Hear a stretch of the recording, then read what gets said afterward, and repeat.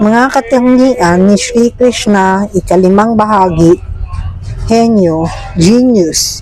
Ang isang tao ay tinatawag na henyo kapag kaya niyang pabulaan ang anumang uri ng pagtutol sa pamamagitan ng mga bago at mas bagong argumento. Kaugnay nito ay isang pahayag sa Padyavali na naglalaman ng mga sumusunod na pag-uusap ni na Krishna at Radha.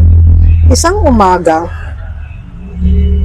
nang dumalaw si Krishna kay Radha, tinanong siya ni Radha, "Mahal kong Kesaba, saan naroroon ang iyong basa sa kasalukuyan?"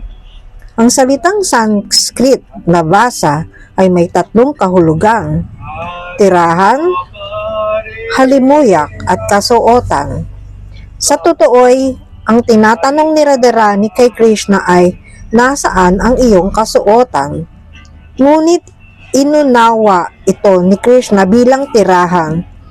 Kaya't sumagot siya kay Radharani, "Mahal kong kaakit-akit, sa sandaling ito, ang aking tirahan ay nasa iyong magagandang mga mata." Sumagot si Radharani, "Mahal kong tusong binata, hindi kita tinatanong tungkol sa iyong tirahan. Ang tinatanong ko ay tungkol sa iyong kasuotan." Pagkatapos nito, inunawa naman ni Krishna ang basa bilang halimuyak at sinabi, "Mahal kong mapalad, kamakailan ko lamang tinaglay ang halimuyak na ito upang maugnay sa iyong katawan." Muling tinanong ni Srimati Radharani si Krishna, "Saan ka nagpalipas ng gabi?" Ang eksaktong salitang Sanskrit na ginamit dito ay Yaminya Musita.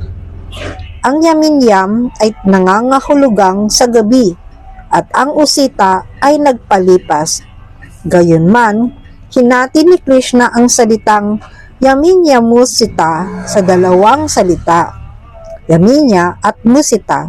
Sa ganitong paghahati, lumabas ang kahulugan na siya'y dinukot ni Yamini o ng gabi. Kaya't sumagot si Krishna kay Radharani, "Mahal kong Radharani, posible ba na ang gabi ay makadudukot sa akin?" Sa ganitong paraan, sinagot niya ang lahat ng mga tanong ni Radharani ng buong katalinuhan at katusuhan. Kaya't napasaya niya ang pinakamamahal na ito sa mga gopi. Marunong sa sining, artistic.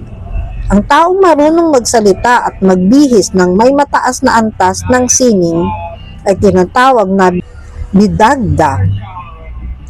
Ang huwarang katangian ito ay malinaw na nakita sa katauhan ni Sri Krishna. Ito ay ipinahayag ni Radharani sa ganitong paraan, "Mahal kong kaibigan, masdan mo kung paanong napakagaling bumuo ng mga awit si Krishna, kung paano siya sumayaw, nagsasalita ng mga nakakatawang salita at tumutugtog ng kanyang plauta habang suot ang napakagagandang mga kwintas ng bulaklak. Siya ay nagbihis ng lubhang kaakit-akit na para bang tinalo niya ang lahat. Namumuhay siya sa pinakamataas na kahusayan at kagalingan sa sining." Matalino, clever. Ang isang taong kayang magsagawa ng iba't ibang uri ng gawain ng sabay-sabay ay tinatawag na matalino. Kaugnay nito, sinabi ng isang mga gopi, "Mahal kong mga kaibigan, masdan niyo ang matatalinong gawain ni Sri Krishna. Siya ay bumubuo ng magagandang awit tungkol sa mga batang pastol ng baka at pinasasaya ang mga baka sa pamamagitan lamang ng galaw ng kanyang mga mata. Pinapaligayan niya ang mga gopi at kasabay nito ay nakikipaglaban siya sa mga demonyo tulad ni Aristasura. Sa ganitong paraan, siya ay nakikisalamuha sa iba't ibang nilalang sa magkakaibang paraan at lubos niyang tinatamasa ang bawat sitwasyon." Haribol.